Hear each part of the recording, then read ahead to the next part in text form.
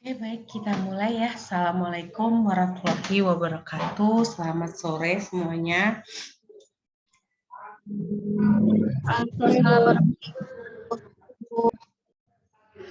Oke, kita mulai ya. Kita lanjut topik kita. Kita masuk ke perencanaan publik ya.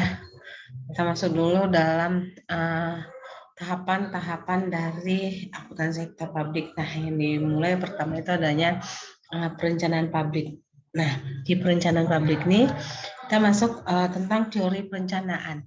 Nah, di teori perencanaan di situ adalah proses di mana kita memulainya dari adanya penetap tujuan dari organisasi itu. Kemudian kita menentukan strategi untuk mencapai tujuan organisasi tersebut secara menyeluruh serta merumuskan sistem perencanaan yang menyeluruh untuk mengintegrasi dan mengkoordinasi seluruh pekerjaan organisasi hingga tercapainya tujuan organisasi. Nah, itulah yang dimasuk dalam perencanaan. Kemudian ada beberapa definisi perencanaan, yaitu yang pertama adalah di sini dia mengkategorikan ada 3 ya. Sebenarnya itu adalah proses, fungsi, manajemen dan pengambilan keputusan. Ini menurut pendapat ahli yaitu Erni dan Kurniawan. Nah, pada sisi proses di sini dia mengatakan bahwa memilih tujuan dan menentukan bagaimana tujuan tersebut akan dicapai. Nah, ini yang agar tercapainya yang namanya perencanaan. Jadi kita harus mengetahui ya tujuan dari perencanaan itu apa. Nah, bagaimana tujuan tersebut dapat itu tercapai. Nah, adakah langkah-langkah yang dilakukan? Nah, itu yang maksudnya. Jadi istilahnya adalah proses. Nah, yang kedua adalah sisi fungsi manajemen. Nah, di fungsi manajemen, di sini kita menggunakan pengaruh dan wewenangnya untuk menentukan atau mengguna tujuan serta kegiatan dari menggunakan tujuan serta kegiatan dari organisasi. Nah, jadi di sini dalam fungsi manajemen ini alatnya, alat untuk mencapai perencanaan itu tadi, gitu. Nah, yang terakhir adalah decision making, pengambilan keputusan. Nah, apakah itu baik dalam jangka panjang ataupun jangka pendek atau yang akan datang?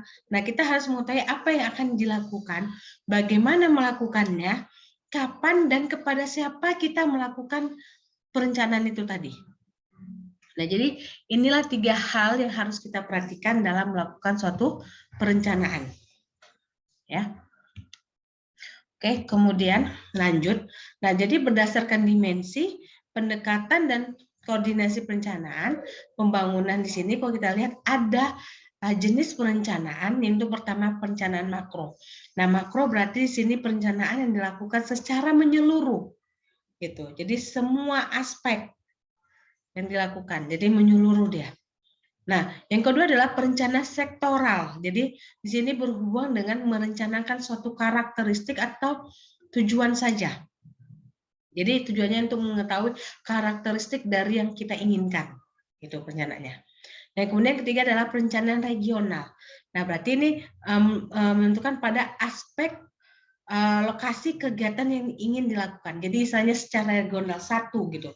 Kalau misalnya kita lihat pemerintah kabupaten dan kota itu perencanaan regional. Kalau misalnya secara Indonesia berarti kan terdiri dari 27 provinsi atau 37 provinsi lupa saya. Ada 37 ya masalah ya, 37 provinsi yang ada di Indonesia. Itu secara makronya. Nah, yang kemudian terakhir adalah perencanaan mikro. Nah, ini perencanaan tahunan. Jadi setiap tahun dia melakukan perencanaan dari organisasi itu tadi, seperti itu. Baik, selanjutnya di sini adalah teori dalam perencanaan ya. Ada beberapa langkah. Yang pertama, kita harus mengetahui rencana strateginya. Di rencana strategik ada indikator-indikator yang harus kita penuhi agar tercapainya. rencana strategi tadi. Jadi memuat dari visi, misi, isu strategis, dan strategi itu tadi. Nah, setelah ini kita buat, maka kita lanjutlah ke rencana operasional. Nah, rencana operasional di sini adalah mulainya kegiatan yang kita lakukan. Nah, di sini ada program dan proyek atau rencana tindakan yang akan kita lakukan setelah kita melakukan rencana strateginya. Nah, selanjutnya bagaimana kita mengetahui hasil dari rencana itu? Perlunya ada tindakan atau aksi. Nah, setiap rencana itu punya problem.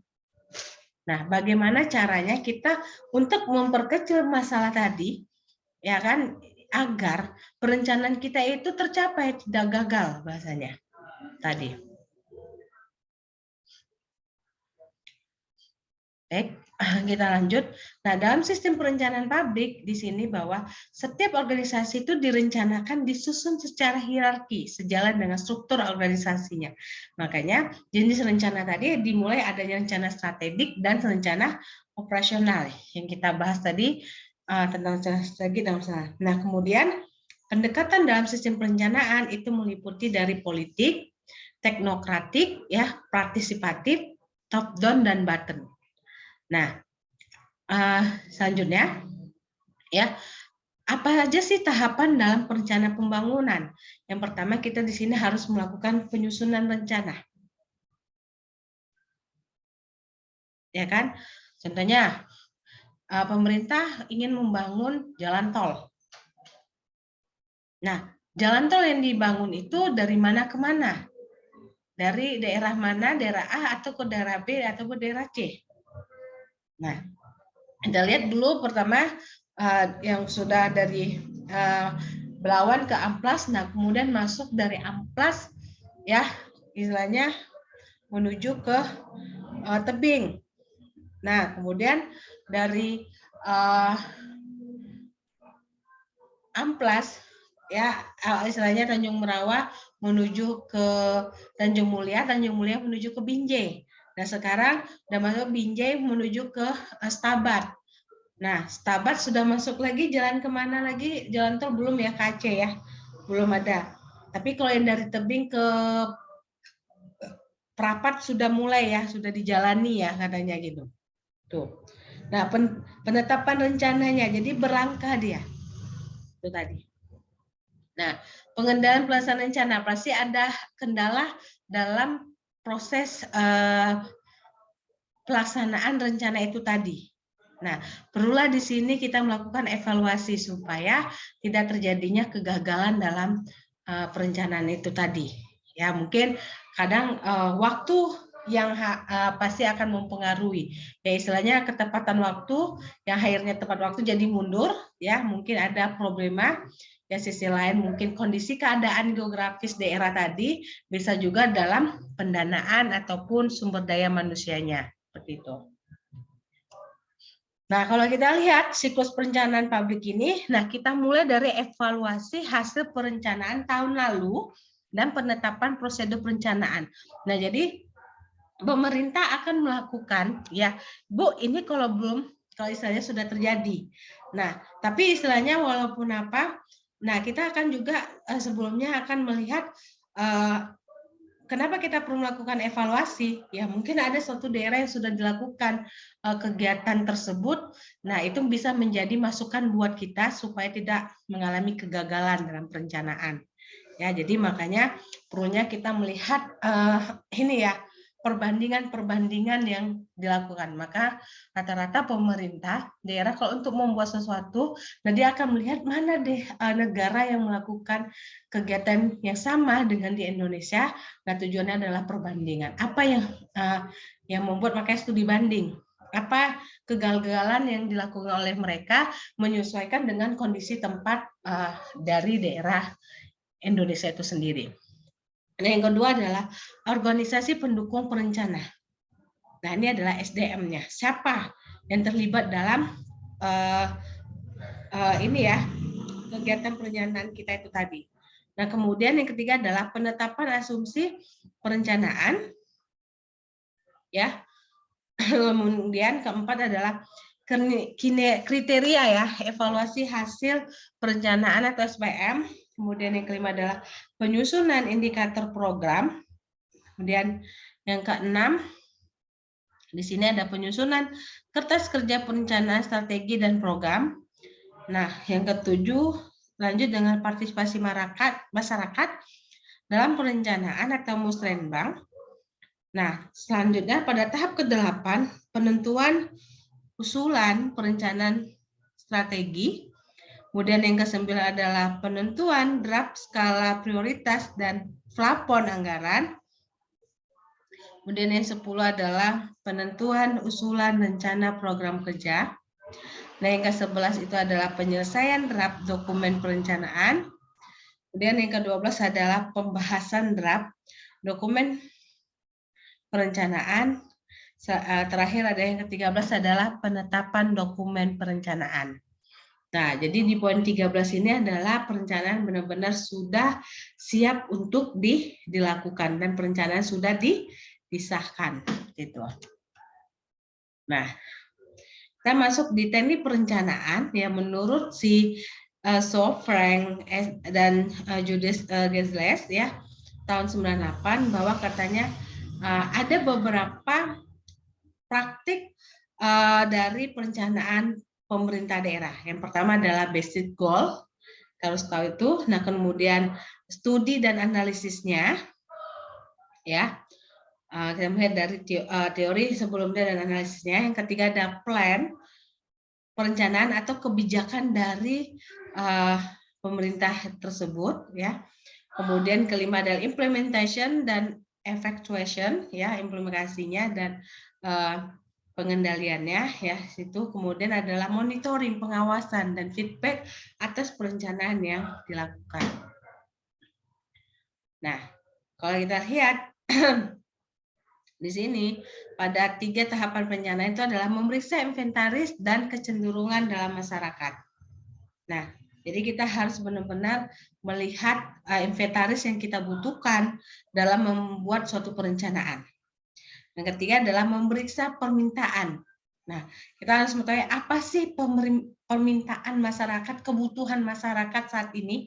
Sudah sesuaikah perencanaan yang kita buatkan dengan kebutuhan dari masyarakat tadi? Ya, sesuai dengan perkembangan zaman tadi, ya, seperti itu. Nah, kemudian yang ketiga adalah merencanakan fasilitas dan pelayanan berdasarkan kapasitas ya yang dimiliki untuk mengakomodir permintaan di masa mendatang ya, masa depan ya, seperti itu. Nah, jadi 3 hal inilah yang harus diperhatikan organisasi dalam membuat suatu perencanaan. Nah, di sini ada 9 langkah dalam proses perencanaan pabrik. Yang pertama, ya lebih dijabarkan lagi ya, bahwa menggunakan inventaris dan mengidentifikasikan kecenderungan dalam konsumen. Nah, kita harus tahu ya aset apa yang dimiliki oleh suatu organisasi tadi dan problem ya, permasalahan ya menggunakan masyarakat ya sekarang. Misalnya ada suatu daerah. Nah, di mana daerah itu dia bilang menyebabkan ketertinggalan dengan daerah yang lain. Nah, ternyata daerah tersebut untuk menempuh jalan dari desa A ke desa B, dia membutuhkan waktu, bahasanya adalah ini ya, membutuhkan waktu 5 jam. Jadi dia melewati daerah tersebut harus menggunakan itu adalah sampan. Nah, tidak ada jembatan. Jadi akhirnya pemerintah memfasilitasi daerah A untuk menuju daerah B ya, supaya ekonominya juga meningkat, maka membangunlah jembatan. Ataupun contoh yang lain adalah yang dulu Binjai, setiap orang Medan menuju Binjai itu maka dia menempuh jarak 2 jam lebih kurangnya. Ya, karena banyak rata-rata orang Binjai melakukan pekerjaan di Kota Medan. Seperti itu.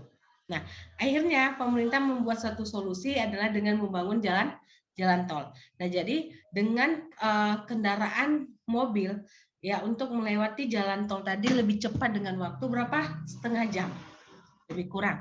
Jadi akhirnya membagi kendaraan yang menggunakan mobil pribadi dengan jalan tol, sedangkan mobil angkutan dan kendaraan umum menggunakan jalan umum. Jadi kemacetan itu mulai agak sudah berkurang ya, seperti itu. Nah, yang kedua adalah memperkirakan kecenderungan dengan pasar. Nah, permintaan pasar tadi. Nah, apakah fasilitas yang dibuat tadi ternyata itu membantu ekonomi dari daerah itu tadi? Nah, itu juga dipikirkan. Dan yang ketiga adalah identifikasi tujuan dan sasaran membandingkan kebijakan dan rencana alternatif. Ya. Nah, setelah dapat kecenderungan permintaan-permintaan dari masyarakat, di sini kita bisa melakukan identifikasi tujuan itu tadi. Dan kita membandingkan kebijakan yang sudah dibuat dengan pemerintah. Jika tidak ada, maka pemerintah akan membuat suatu aturan baru untuk memfasilitasi kebutuhan itu tadi. Nah, yang keempat adalah memformulasikan tes dan membandingkan kebijakan dan rencana alternatifnya.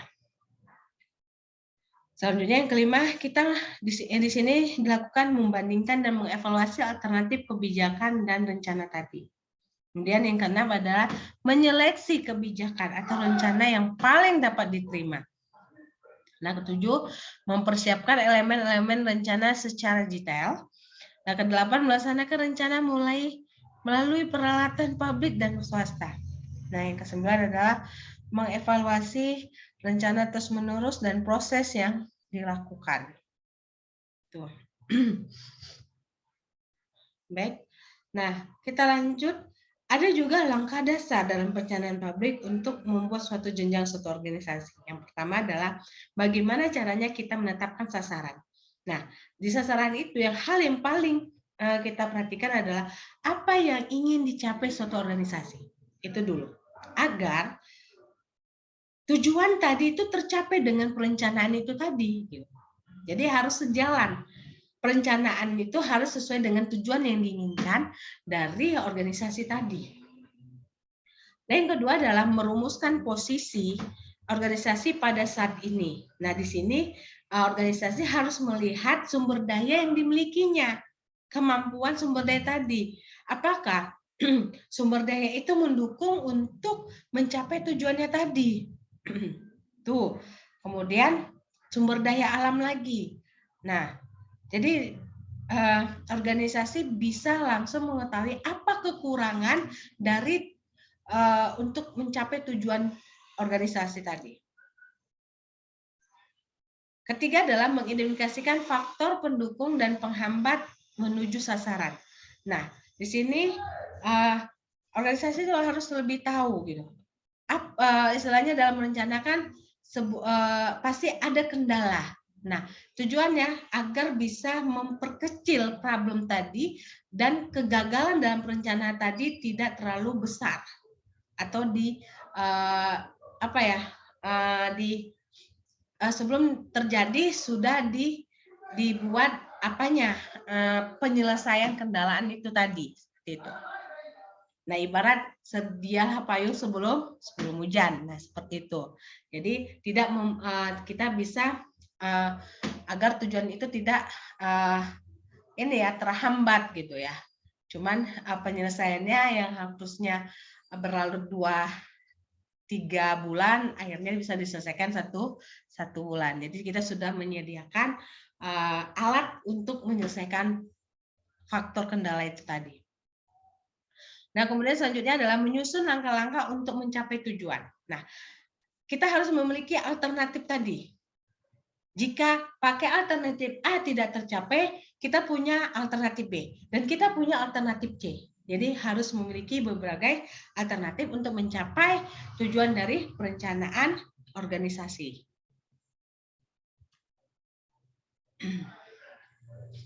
Baik, kita lanjut. Nah, di sini ada beberapa macam tingkatan perencanaan. Ada yang sifatnya komprehensif, ya, lebih dulu. Kemudian ada yang sifatnya sistem, ya. Kemudian ada perencanaan di tingkat daerah. Nah, dia ada perencanaan subsistem, ya. Jadi secara seperti hampir mikro. Dan ada juga perencanaan tempat, ya, lokasi.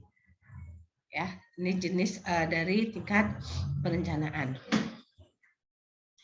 Nah, selanjutnya kita masuk, ada beberapa teknik dalam proses perencanaan organisasi publik, yaitu kita bisa menggunakannya dengan cara survei.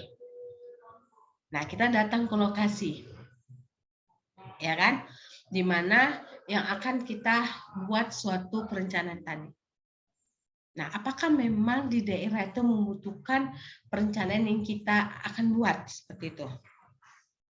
Tentunya membangun jembatan untuk menghubungkan antara A dan B supaya masyarakatnya lebih mudah untuk melakukan aktivitas, ya kan? Nah, contohnya antara Medan dengan Binjai, ternyata banyak masyarakat Binjai yang melakukan aktivitas di kota Medan dan tidak menghambat dari aktivitas mereka yang mau sekolah, yang mau kerja, ya gitu. Terus yang mau bisnis dan yang lainnya, ya seperti itu. Nah, kemudian kita lakukan visioning. Nah, visioning ini ya setelah kita survei, kita melakukan visioning, ya mengambil keputusan ya mana hasil survei tadi, mana yang lebih betul keputusan yang lebih ini ya tentang kebutuhan tadi. Nah, kemudian selanjutnya ada fokus group. Nah, ini didiskusikan kembali, juga bisa menggunakan fokus group, ya bisa seperti ini yang survei ini langsung terjun ke lapangan ya. Fokus group ini hampir mirip dengan case questionnaire ya. Kemudian juga ada namanya kebijakan Delfin, itu dummy ya, melihat aktivitas dari masyarakat itu tadi. Nah, kemudian ada juga dengan brainstorming ya, teknik dalam proses perencanaan. Nah, kemudian dia menggunakan analisis kekuatan di lapangan ya, prospect analysis, dan kemudian juga teknik namanya nominal group technique Q. Jadi ada 7 teknik kenapa kita melakukan perencanaan itu tadi. Nah, dasar ketujuh teknik inilah yang memilih salah satunya sehingga organisasi itu mengambil keputusan, maka perlu dilakukan kegiatan perencanaan itu tadi. Seperti itu. Oke. Nah, contoh praktik dalam perencanaan ini bisa di pemerintah pusat, pemerintah daerah, lembaga swadaya masyarakat, dan ini ya, yayasan dan partai politik. Oke. Itu saja ya topik kita tentang perencanaan publik ya. Tuh, ntar saya lupa nih foto.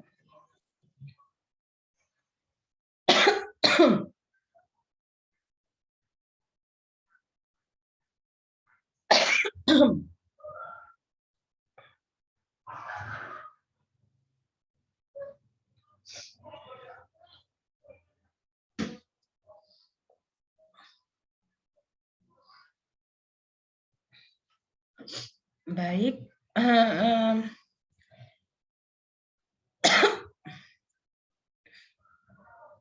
Sebelum kita lanjut yang lain, silakan kalau ada yang mau bertanya, silakan ditanya.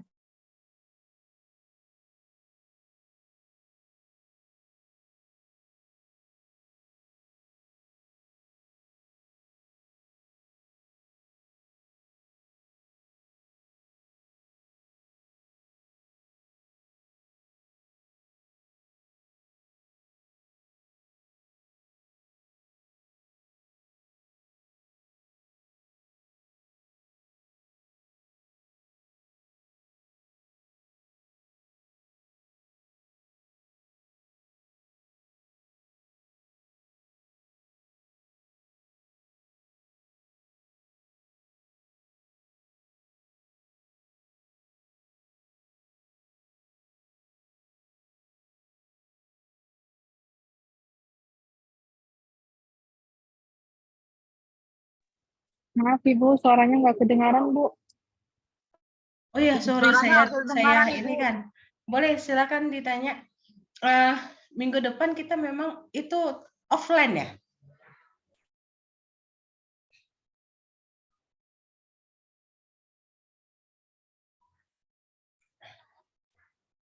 Ya, minggu depan kita tuh perkuliahannya offline ya.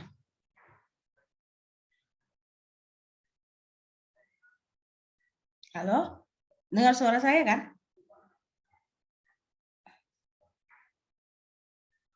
Iya Ibu, minggu depan kita ketemuannya offline. Nah, di portal saya itu tidak, nanti mungkin saya kabari lagi gimana ya. Mungkin ketertinggalan kita yang kemarin nggak masuk kena lebaran, mungkin Ibu buat video pembelajaran saja ya, biar lebih ini ya. Karena nanti kadang waktu lagi ya, karena kan dia lanjut.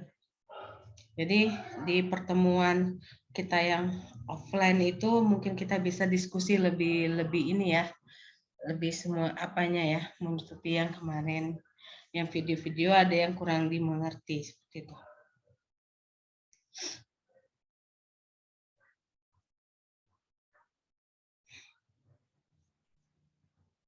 Ya silakan ditanya yang mau ditanya silakan. Iya tatap muka sisanya betul. Ini saya tunggu ya. Ini saya nengok jadwal ini.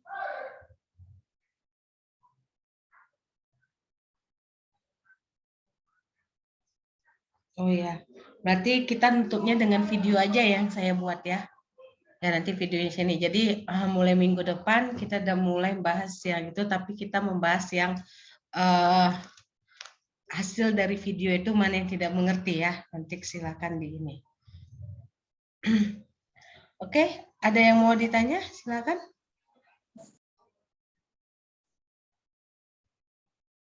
Silakan yang mau ditanya.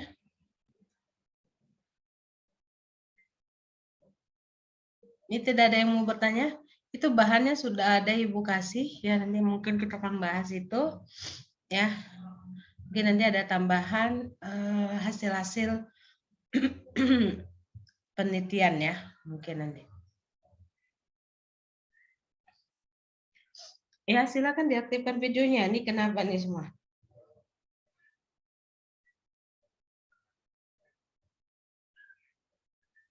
Kan?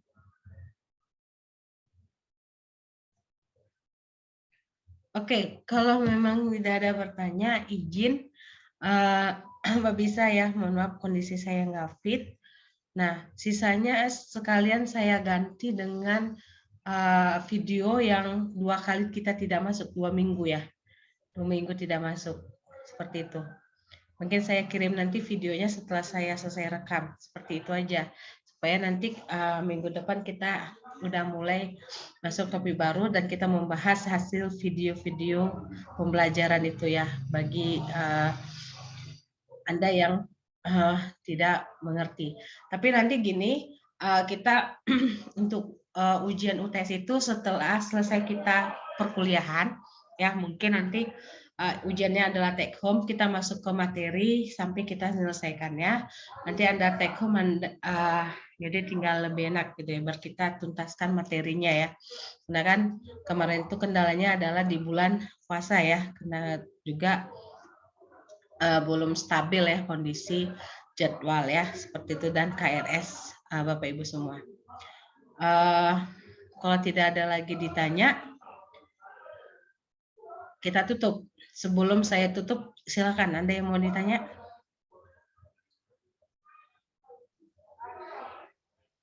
Tidak ada. Tidak ada. Berarti nanti Ibu kabari di WA grup kita tentang video pembelajaran pergantian kita yang kemarin tidak masuk ya 2 minggu seperti itu. Ya nanti silakan Anda membuat suatu pertanyaan yang menurut Anda itu kurang mengerti dari video pembelajaran yang saya kirim ya seperti itu. Mungkin insya Allah mungkin ada 3 topik nanti saya kabari ya seperti itu. Oke, baiklah kalau begitu terima kasih. Assalamualaikum warahmatullahi wabarakatuh. Kita ketemu lagi di Sabtu depan ya. Baik Ibu.